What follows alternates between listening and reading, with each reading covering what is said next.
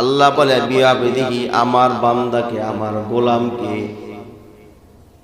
আমার গোলামকে মিনাল মসজিদিল হারামি ইলাল মসজিদিল আকসা, অর্থাৎ বাইতুল্লাহ থেকে মসজিদ হারাম থেকে আমার বান্দারে নিয়ে আমি আল্লাহ মসজিদ আকসা পর্যন্ত পৌঁছাইছি। ওখান থেকে ধাপে ধাপে সপ্তম আসমান পর্যন্ত পার করেছি। জোরে কোন সুবহানাল্লাহ। এটা করার কারণ হলো বান্দার প্রতি দয়া। আল্লাহ জানায় দিলেন আমি আমার বন্ধুকে নেয়ামত দিলাম। দুনিয়ার কোন নবীর এত মর্যাদা দেই নাই, কোন পয়গাম্বরকে এত সম্মান দেই নাই। আমি আমার হাবিবুল্লাহরে যে মর্যাদা, যে সম্মান দিয়েছি। জোরে কোন সুবহানাল্লাহ। কুরআনুল কারীমে আল্লাহ আদম আলাইহিস সালাতু ওয়াস সালামকে ইয়া আদম কে ডাক দিবেন, নূহ আলাইহিস সালাতু ওয়াস সালামকে ইয়া নূহ কে ডাক দিবেন, মুসা আলাইহিস সালাতু ওয়াস সালামকে ইয়া মুসা ডাক দিছি, ঈসা আলাইহিস সালাতু ওয়াস সালামকে ইয়া ঈসা বলে ডাকছেন। কিন্তু আপনার আবার নবীরে আল্লাহ ইয়া মুহাম্মদ, ইয়া নবী বলে ডাক দেয় নাই। আল্লাহ বলছে ইয়া আইয়ুহান নবী, ইয়া আইয়ুহাল মুদ্দাসসির, ইয়া আইয়ুহাল মুযাম্মিল। জোরে কোন সুবহানাল্লাহ। সম্মান দিয়েছেন কে? আল্লাহ এত সম্মান দিয়েছেন বন্ধুরে, কিন্তু সেই বন্ধুর উম্মত হয়ে আমরা আবেগ বেশি দেখাইতে গিয়া বেয়াদবি কইরা ফেলাই। ঠিক কিনা? জোরে কও। যেটা আল্লাহ করে না আমরা করব কেন? ইয়া অর্থ এই, ইয়া অর্থ কি? হেই। যেমন দূরের মানুষ দেখলে এই বেটা এদিকে, এটা আরবি সেন্টেন্স। এই বেটা এদিকে।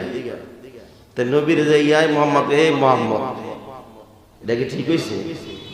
কথা কয় না, এটা কি ঠিক? আল্লাহ তো এইভাবে ডাক দেয় নাই। আল্লাহ বলছে ইয়া আইয়ুহান নবী, ওগো আমার পয়গম্বর, ওগো আমার রাসূল, ওগো আমার চাদরওয়ালা, ওগো আমার কম্বলওয়ালা। জোরে কোন সুবহানাল্লাহ। মা কানা মুহাম্মাদুন আবা আহাদিম মির রিজাল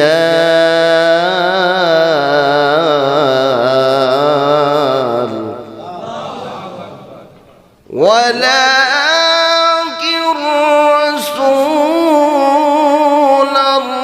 রাসূলুল্লাহি ওয়া খাতামান নাবিয়্যিন ওয়া কানা আল্লাহু বিকুল্লি শাইইন আলিমা। আল্লাহ ধমক দিয়া বলতে সাবধান, দুনিয়ার মানুষের আমার বন্ধুরে মুহাম্মদ বলে ডাক দিবা না। মুহাম্মদ তোমাদের মতো মানুষ না, তোমাদের মতো পুরুষ না। মুহাম্মদ হলো আমার নবী এবং সর্বশেষ পয়গম্বর। জোরে কোন সুবহানাল্লাহ। আল্লাহ ধমক দিছেন সাবধান সাবধান, আমার নবীরে মুহাম্মদ কইয়া ডাক দেওয়া যেত না। মা কানা মুহাম্মদ, মুহাম্মদ না, মুহাম্মদ না, মুহাম্মদ আবা আহাদিম তোমাদের বাপও না, মির রিজালিকুম তোমাদের মতো পুরুষও না, তোমাদের মতো মানুষ না, পুরুষ না। ওয়ালাকিন রাসূলুল্লাহ,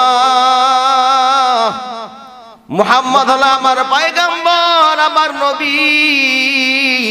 খাতামান নাবিয়্যিন, আমার নবী হলো সর্বশেষ পয়গম্বর, ইমামুল মুরসালিন, সাইয়্যিদুল মুরসালিন। জোরে করে আল্লাহু আকবার। আল্লাহর নবীরে মেরাজ করতে গিয়া ওযু করে যখন বোরাকের মধ্যে উঠলেন, বোরাক এক লাফে নিয়ে গেল, যতটুকু তার দৃষ্টি যায় তার এক কদম লাফায় অতটুকু যায়। সুবহানাল্লাহ। অর্থাৎ বোরাকের গতি হলো বিদ্যুতের মতো। জোরে কোন সুবহানাল্লাহ। বিদ্যুৎ চিনেননি? বিদ্যুৎ চিনেন? যে কালবৈশাখী বিদ্যুৎ চমকায় না, এই দেখছেন নাই? কই বিশেষ তো বোরাকের গতি হলো এতটুকু। বারকুন থেকে বোরাক তালিল করে আসছে, আরবি সেন্টেন্স। অর্থাৎ গতিবিধি এত গতি যে বিদ্যুতের মতন তার গতি, দৃষ্টি যতদূর যায় এক লাফ দিয়ে অতদূর যায়। সুবহানাল্লাহ। দীর্ঘ 1 মাসের রাস্তা 1 সেকেন্ডে পৌঁছে গেল। মাঝখান দিয়ে একটা ঘটনা হয়েছিল, বুঝছিলাম নি? মনে আছে না? কত শব্দ বলছিলাম যে খালি তো শোনেন মনোরায়। মহিলা 3 মা মেয়ের ঘটনার কথা বলছিলাম। গর্তের ভিতর থেকে জান্নাতের মেশক আম্বরের ঘ্রাণ পাইছিল। জিবরাইল জানাই দিয়েছিলেন কি ঘটনা, জানিয়ে দিলেন আল্লাহর পয়গম্বর সামনে আগাইতেছি। জেরুজালেমে ঢুকলেন ঘরে ওই বাইতুল মাকদাসের সামনে যাওয়ার পর বোরাকে খুঁটির মধ্যে বাঁধি আল্লাহর পয়গম্বর ঢুকবেন, নামাজ পড়তে গেলেন। 2 রাকাত নামাজ আদায় করে বোরাক নিয়ে রওনা করলেন। ওই দিন রজনীতে এই ঘটনা যখন মেরাজের ঘটনা যখন গোটা আরব বিশ্বে প্রচার হওয়া শুরু হয়ে গেল, ওই বাইতুল মুকাদ্দাসের যারা দায়িত্বশীল ছিল, ওই দায়িত্বশীল ইমাম সাহেব খাদেম সব বলতে লাগলো, যেই দিন রাতে এই ঘটনা ঘটেছে হঠাৎ করে দেখলাম বাইতুল মুকাদ্দাসের প্রথম যে গেটটা, দরজাটা সদর দরজা, হঠাৎ করে দেখলাম ওয়ালে দিয়া চাপ দিয়া রাখছে। 20-25 জন যুবক মিলে চেষ্টা করছি, দরজা বন্ধ করতে পারি নাই। সুবহানাল্লাহ। 20-25 জন মিলে চেষ্টা করছি দরজাটা বন্ধ করতে রাতের বেলা, কিন্তু বন্ধ করতে পারিনি। ভাবছি সকালবেলা মিস্ত্রি এনে কাজ করব তারপরে, কিন্তু সকাল হলে দেখলাম অটোমেটিক দরজা নিজে লাগে। জোরে কোন সুবহানাল্লাহ। এই ক্ষমতা কার? আসবে কে? আল্লাহর বন্ধু আসবে। আল্লাহ বলছে রে বাইতুল মুকাদ্দাসের দরজা সাবধান, বন্ধ হওয়া চলবে না, তোর ভিতরে দিয়ে আমার পয়গম্বর এই মসজিদে ঢুকবে। মিলাইতে শুরু করলেন তারা। ওই দিন ঘটনা, আল্লাহর নবী 2 রাকাত নামাজ পড়ে বোরাক দিয়ে রওনা করলেন। প্রথম ধাপ চলতে চলতে 500 বছর পার হয়ে গেলেন। কয় বছর?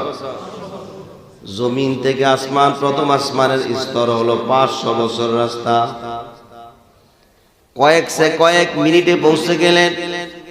দরজা দেখলেন পুরা আসমানটা, গোটা প্রথম আসমানটা চাঁদি দিয়া বানানো। কি দিয়া? চাঁদি চিনেন না? আর রূপার চাঁদি আছে না? রূপার থেকে চাঁদির দাম বেশি। রূপা তো কালো হয়ে যায়, চাঁদি কালো হয় না। রূপা দিয়া গোটা আসমানটা চাঁদি দিয়া বানানো। 2টা দরজা, দুটা দরজায় তালা মারা। জিবরাইল তো আওয়াজ করলেন, করাঘাত করলেন, দরজা খোলো। ভিতর থেকে আওয়াজ দিয়ে বলতে কে তুমি, তোমার সঙ্গে কে? জিবরাইল বলো আনা জিবরাইল, মা মুহাম্মাদুর রাসূলুল্লাহ, আমার সঙ্গী হলো মুহাম্মদ। ওই ফেরেশতা প্রশ্ন করলো, দ্বাররক্ষীরা প্রশ্ন করলো, আল্লাহর নবীরে কি আল্লাহ আজকে রাখছে নাকি? জোরে কোন সুবহানাল্লাহ। দরজা খুলে দিলেন, সাথে সাথে দরজা খুলে দিলেন, আর একটা দরজাও খোলা, 2টা দরজা খোলা। আল্লাহর পয়গম্বর জিজ্ঞাসা করলেন, দরজা 2টা কেন? দরজা তো একটা থাকলেই হইতো, 2টা দরজা কেন?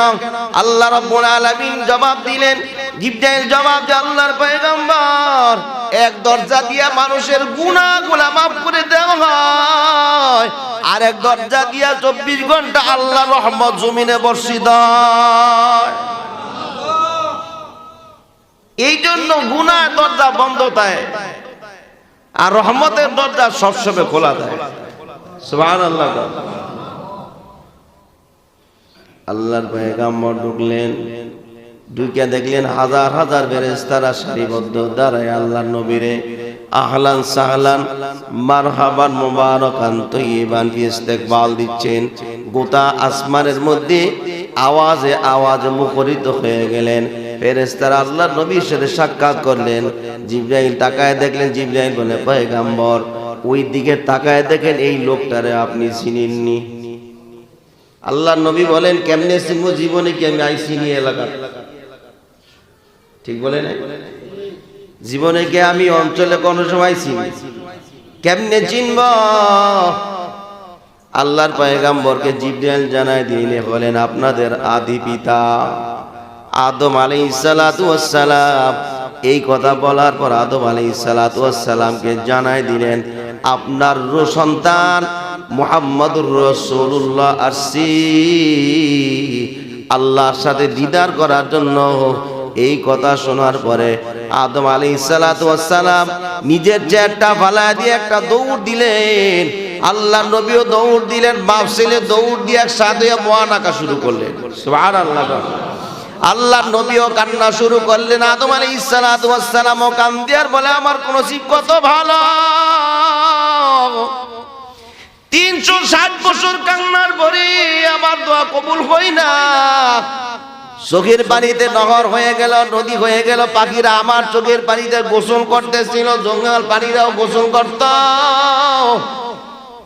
জান্নাতের দরজার মধ্যে একটা নাম দেখছিলাম আল্লাহর নামের সাথে যার নাম, তার নাম হলো লা ইলাহা ইল্লাল্লাহ মুহাম্মাদুর রাসূলুল্লাহ সাল্লাল্লাহু আলাইহি ওয়াসাল্লাম। আমি সিজদা দিয়া ও আমার কলিজার টুকরা সন্তান সিজদার মধ্যে 360 বছর কান্নার পর হঠাৎ করে মনে হয়ে গেল আল্লাহ জান্নাতের দরজার মধ্যে একটা তোমার নাম, তোমার নামের সাথে দেখছিলাম মুহাম্মাদুর রাসূলুল্লাহ। ওই নামের উসিলায় তুমি আমারে মাফ করে দাও। সাথে সাথে আমার তওবা কবুল করে আল্লাহ আমারে মাফ করছে। নসিব আমার কত ভালো, আমার সন্তান আল্লাহ এত বড় পয়গম্বর বানাইলেন। আমার সন্তানের উসিলা আল্লাহ দুনিয়াতে আমারে পাঠাইলেন, আসমান জমিন লৌহ কলম বানাইলেন। আমি আদমের নসিব কত ভালো, জোরে কোন সুবহানাল্লাহ। বাবা সন্তানের দোয়া করে দিলেন। দোয়া করে দেওয়ার পর আল্লাহ নবী উঠতেছেন দ্বিতীয় আসমান। দ্বিতীয় আসমানে যাওয়ার পর গিয়ে দেখলেন ঈসা আলাইহিস সালাতু ওয়াস সালাম বসা। আল্লাহর পয়গম্বরকে জিবরাইল প্রশ্ন করলেন এরে চিনেননি? না কেমনে চিনব, জীবনও তো দেই নাই। তিনি হলেন ঈসা রূহুল্লাহ। দুইজনে মুআনাকা করলেন। ঈসা আলাইহিস সালাতু ওয়াস সালাম বলে আমার নসিব কত ভালো, সর্বশেষ পয়গম্বরকে দেখার কত আক্ষেপ ছিল, উম্মত হওয়ার জন্য আল্লাহর কাছে কত আক্ষেপ করছিলাম। আজকে সরাসরি আপনাকে দেখা আমার অন্তরের পিপাসাটা নিবারণ হইছে। ওগো পয়গম্বর, আপনার মতো সুন্দর মানুষ দুনিয়ার জমিনে আমি আর কখনো দেখি নাই। জোরে কোন সুবহানাল্লাহ। ঈসা আলাইহিস সালাতু ওয়াস সালামের সাথে কথা বললেন। কথা বলে আস্তে আস্তে এবার তৃতীয় আসমানে গেলেন। দ্বিতীয় আসমানের দিক তাকায় আল্লাহ নবী খেয়াল করে দেখলেন গোটা আসমানটা হলো স্বর্ণ দিয়া বানানো। লন্না কোদাল মোদাল লিয়ে খুন্তি কোদাল লিয়ে যাই, যত স্বর্ণ আছে সব লিয়ে মনে সম্ভব? কথা কোন সম্ভব? এগুলা বিজ্ঞান অস্বীকার করে।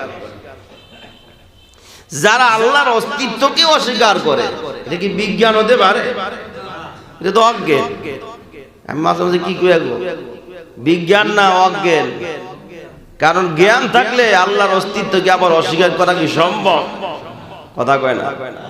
এই যে আসমানের মধ্যে এত গ্রহ উপগ্রহ আল্লাহ বানায় রাখছেন, কত গ্যালাক্সি বানায় রাখছেন। গ্যালাক্সি চিনেননি আপনারা? গ্যালাক্সি চিনেন না? গ্যালাক্সি হলো তারকা। কি কয়েকশো কোটি তারকা মিলে একটা গ্যালাক্সি। সুবহানাল্লাহ।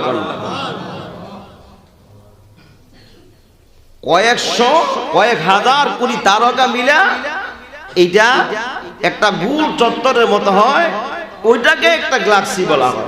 এরকম কোটি কোটি গ্যালাক্সি আকাশের মধ্যে ঘুরতেছে। আলোর গতি প্রতি সেকেন্ডে কত? 1,86,000 মাইল, অর্থাৎ 300 কিলোমিটারেরও বেশি প্রতি সেকেন্ডে আলোর গতি। আল্লাহ এমন তারকা বানায় রাখছি যেই তারকার আলো বানানোর পর থেকে আজও পর্যন্ত জমিনে আসে নাই। এবার চিন্তা করে দেখেন আপনি জমিন থেকে আসমানের দূরত্ব কত হতে পারে। গ্লাক্সির আলোয় জমিন এখনো আসে নাই, তাইলে আসমান আরো কত দূরে। এরা পাইব কই আকাশের স্তর? সালাম তো নাই, ঠিক কি না? ধরে কর মাতব্বরীদের সব আল্লাহর হাতে। কথা কয় না? মাতব্বরী কার হাতে? এই মেরাজের ঘটনা যখন মক্কা নগরীতে প্রচার হয়ে গেল, চতুর্দিকে শাম দেশে এক যুবক আশ্চর্য হয়ে গেলেন, কি কয় আরবের মোহাম্মদ কি পাগল হয়ে গেল? এরকম চিন্তা ফিকির কইরা বাজার থেকে মাছ কিনা তার বউরে দিছে। যদিও ঘটনা দুর্বল, কিন্তু বোঝার জন্য বলতেছি। অনেকে বলছে সত্য ঘটনা, আল্লাহ করলে করতে পারে, ঠিক কিনা? ধরে মাছ কিনা বউরে দিছে, বলছে তুমি কাইটা রান্না করো, আমি গোসলটা করে। তো লোকটা গোসল করতে গিয়ে ডুব দিছে, কাপড় টাপড় উপরে রেখে নিজে পানি দিয়ে ডুব দিছে। ডুব দিয়ে উইটা দেয় আরেক জায়গা।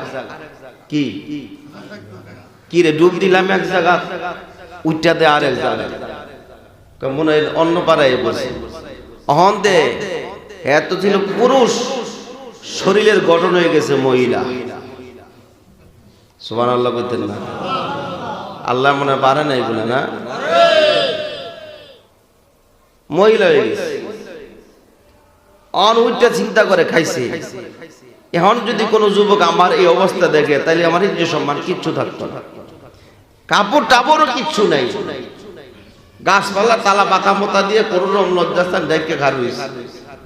আর অমনি একজন মানুষ, এক যুবক টকবকে যুবক যাচ্ছিল, সুন্দর যুবতী দেখে দুরা বাইত নিয়ে গেছে, নিয়ে বিয়ে করে সংসার করছে 12 বছর। কয় বছর? 12 বছরের বাচ্চা 4টা। কয়টা? জোরে কোন কয়টা? ও 4টা বাচ্চা। তো ঘটনা ক্রম একদিন 12 বছর পর নদীর পাড়ে আসছে পানি নেওয়ার জন্য। চিন্তা করলো পানি নিতে আইছি, গোসলটা করেই যাই।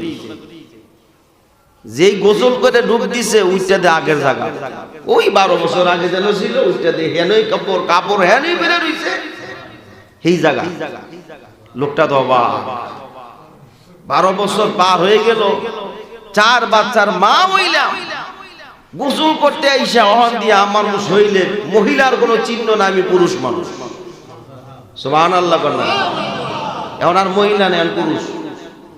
উইটাতে কাপড় যেই জায়গায় ছিল ওখানে এখন আগে পরে আসছে, মনে একটু আগে রেখে গেছে, এমনই।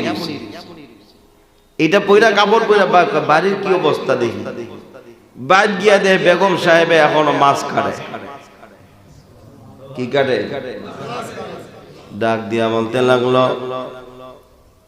তুমি এতদিন লাগায় মাছ এখনো কাটো, 12 বছর পার হয়ে গেল, 4টা সন্তানের মা হইলা, এখনো মাছই কাটো। মহিলাটা ডাক দিয়া বলে, তুমি কি পাগল হয়ে গেছ? মাত্র না গোসল করতে গেলা। সুবহানাল্লাহ কয় না? এবার যুবকটা বলে, তুমি মাছ রান্না করে খাও। বুঝছি, আমার আর বোঝার দরকার নাই, মুহাম্মাদের খোদা আমাকে বুঝাইছি, আল্লাহর নবী যদি এক রাতে যদি আসমান জমিন সব ঘুরতে পারি, সে আল্লাহ আমাকে এক ডুব দিয়া 12 বছর দেখাই বুঝাইছি। সুবহানাল্লাহ। এই লোকটা আল্লাহর নবীর কাছে যাওয়ার আগেই মুসলমান হয়ে গেলেন। বিজ্ঞান লাগে না, বিজ্ঞান লাগে না, সঠিক জ্ঞান যার মধ্যে আছে, ওই ব্যক্তি, যেই ব্যক্তি আল্লাহর পরিচয় নিজে নিজে পাইয়া ফেলায়, ওই ব্যক্তি হলো সবচাইতে জ্ঞানী। জোরে কোন সুবহানাল্লাহ। আল্লাহর নবী ওখান থেকে 2য় আসমান থেকে 3য় আসমানে চলে গেলেন। দেখা হয়ে গেল ইদ্রিস আলাইহিস সালামের সাথে। জোরে কোন সুবহানাল্লাহ। কার সাথে? ইদ্রিস আলাইহিস সালাম।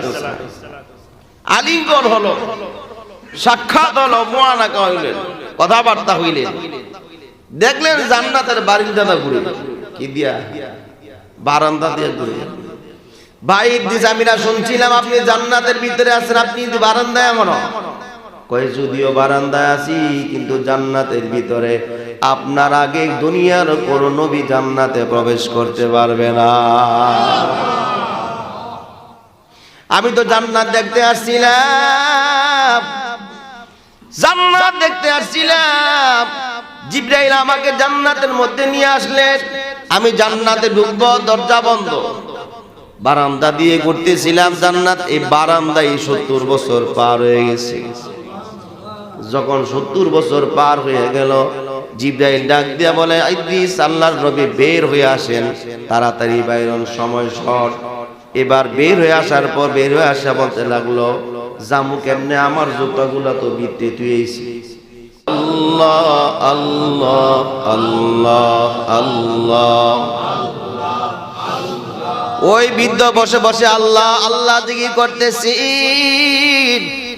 ছোট ছোট মাসুম বাচ্চারা ঘুরে ঘুরে কোরআন তেলাওয়াত করতেছে। আল্লাহর পয়গম্বর বলে, জিবরাইল, এই লোকটা কে? আল্লাহর পয়গম্বরের প্রশ্নের জবাবে জিবরাইল বলতে লাগলো, ইনি হলেন খলিলুল্লাহ, মুসলমানদের জাতির পিতা ইব্রাহিম আলাইহিস সালাম। কারণ দুনিয়ার জমিনে আল্লাহর গোলাম প্রতি সেকেন্ডে প্রতি নিঃশ্বাসে আল্লাহরে রাখত। আল্লাহর জিকির থেকে 1 সেকেন্ডের জন্য গাফেল হইতো না। জোরে কোন সুবহানাল্লাহ। হামেশা জিকির কর মুমিন, গাফেল থাইকো না। হামেশা জিকির কর মুমিন, গাফেল থাইকো না। জিকির করছেন মুসা নবী,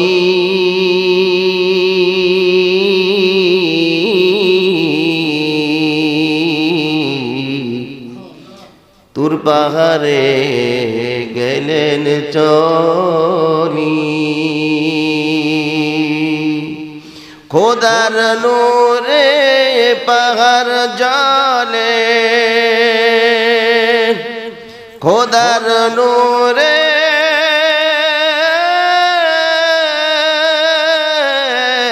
পাহাড় জলে। নবী মুসা জ্বলেন না,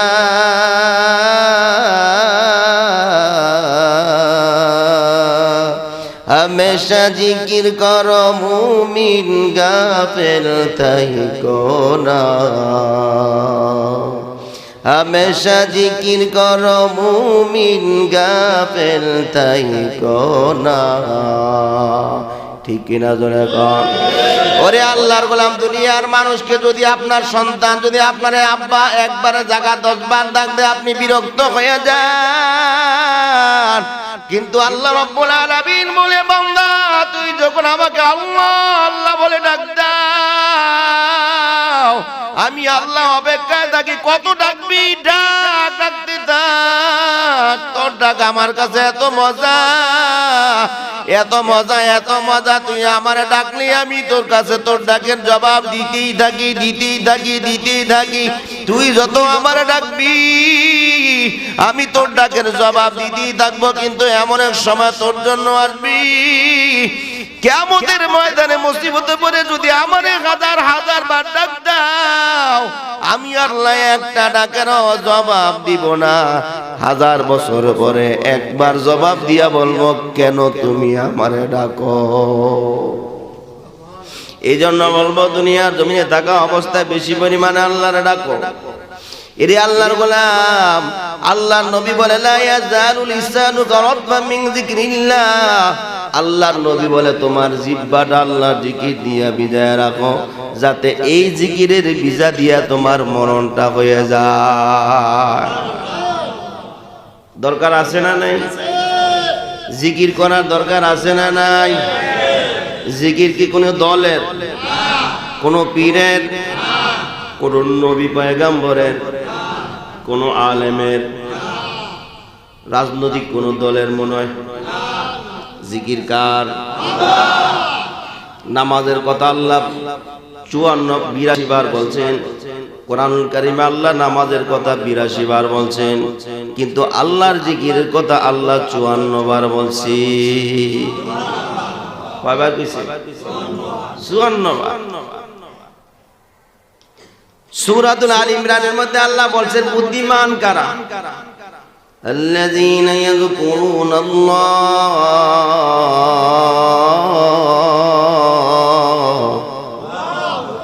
কিয়ামান ওয়া কুউদান ওয়া আলা জুনুবিহিম ওয়া ইয়াতাফাক্কারুন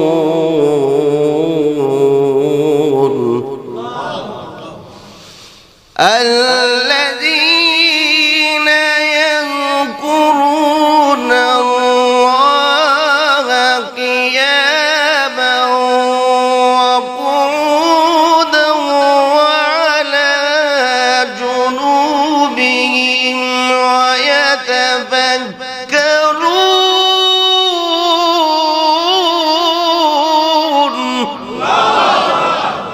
ويتفكرون في خلق السماوات والأرض আল্লাহ বলে দুনিয়ার জমিনে বুদ্ধিমান ওই ব্যক্তি যারা আমি আল্লাহকে দাঁড়ানো অবস্থায়, বসা অবস্থায়, শোয়া অবস্থায়, সর্বহালাতে যারা আমার ডাকে তারা হলো বুদ্ধিমান।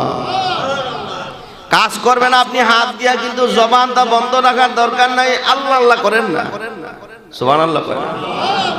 পা দিয়া কাজ করে না, রিক্সা যারা চালা পা দিয়া পেডেল মারে, হাত দিয়া ধরে রাখে, কিন্তু জবান বন্ধ।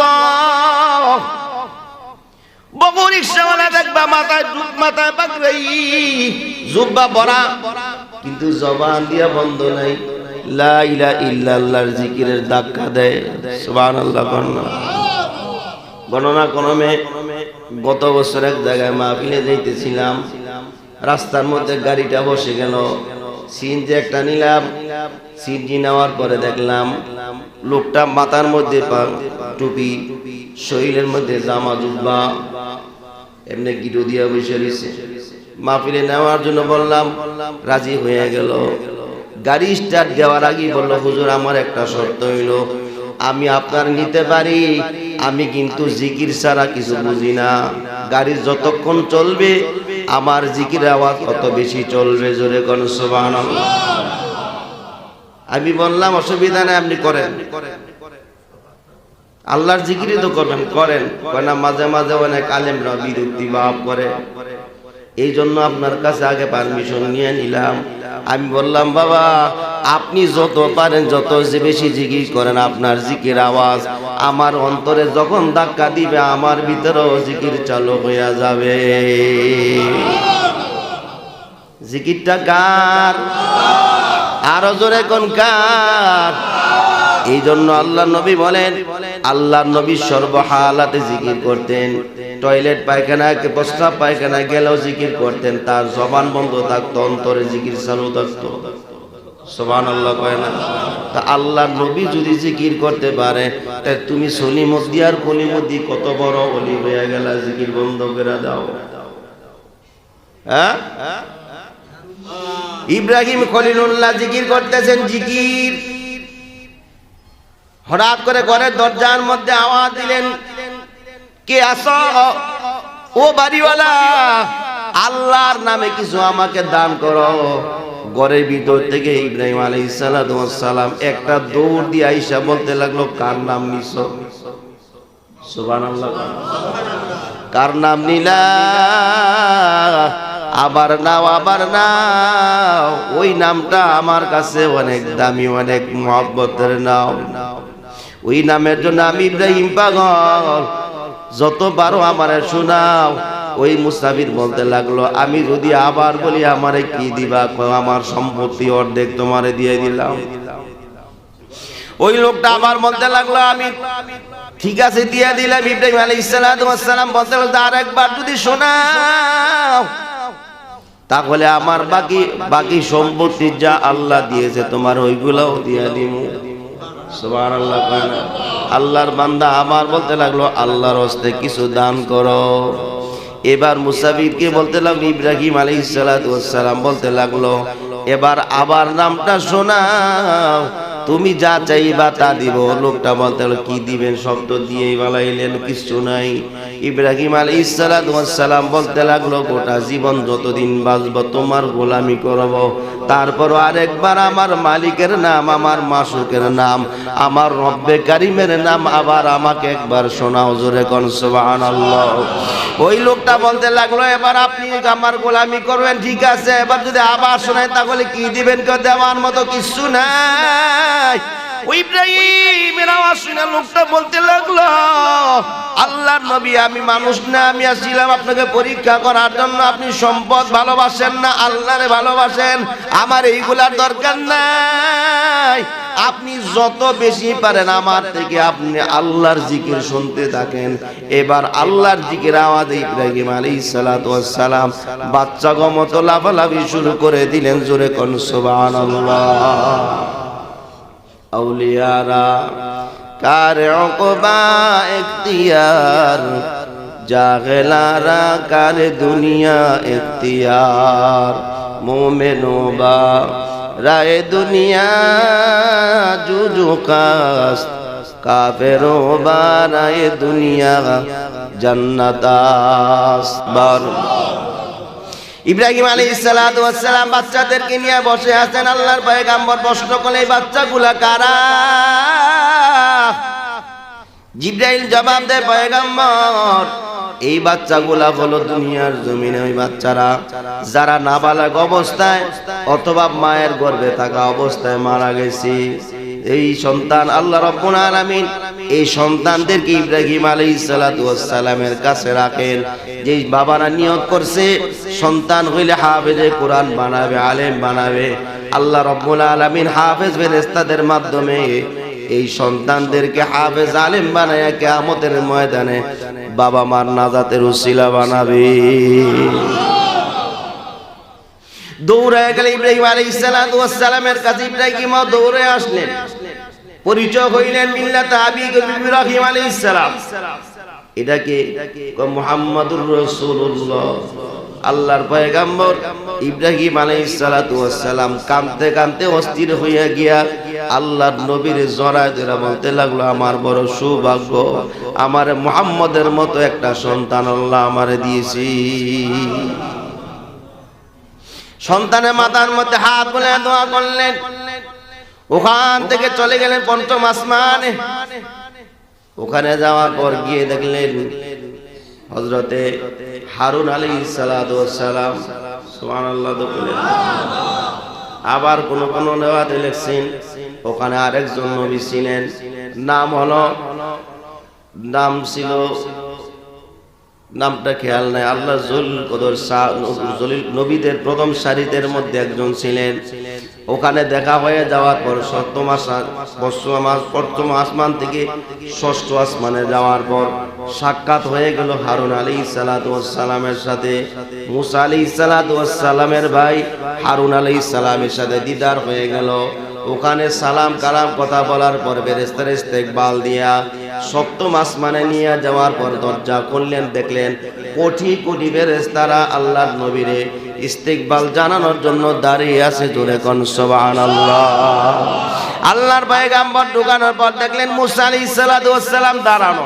সুবহানাল্লাহ। কোন ওরে মুসা, আল্লাহর পয়গম্বর মুসা বলতে লাগলো নাম শুনছি মুহাম্মদ, আমার আপনার নাম কত শুনেছি, আল্লাহর কাছে কত প্রশংসা শুনেছিলাম, আপনার উম্মতের প্রশংসা শুনেছিলাম।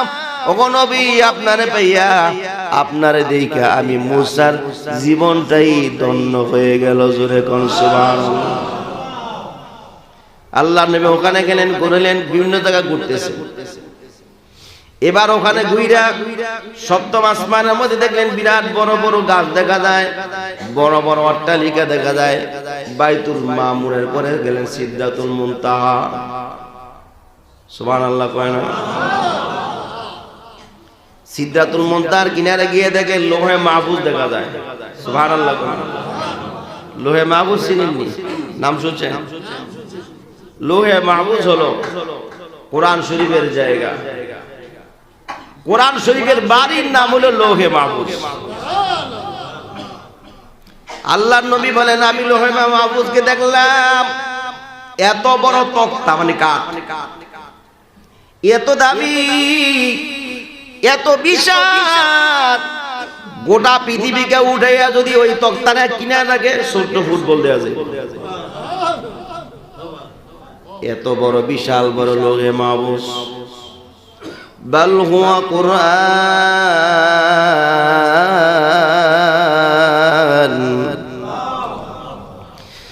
বাল হুয়া কুরআন মাজিদুন ফি লাউহিম মাহফুজ।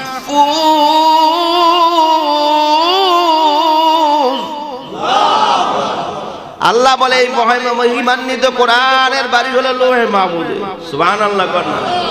অর্থাৎ যারা কোরআনকে সম্মান করবে, কোরআন পড়নেওয়ালাকে সম্মান করবে, কোরআন শিখবে, আল্লাহ তার মর্যাদা অনেক দিবেন। এত মর্যাদা দিবেন তার ঠিকানা লৌহে মাহফুজ হয়ে যায়। জোরে কোন সুবহানাল্লাহ। এই কাঠ একটু পরে আমি উঠতে নামে খারাপ, আমার পাও লাগবে, ঠিক কিনা জোরে কোন। এটা তো কাঠ।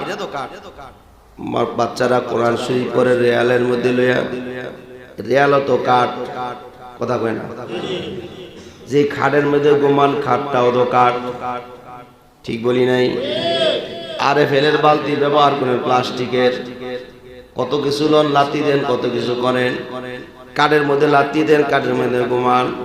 যে কোরআন শরীফ যে রেলের মধ্যে লওয়া হয়েছে, কিয়ামত পর্যন্ত কোন ইমানদারের মনে কি সায় দিবে এটার মধ্যে পাও লাগাইতে?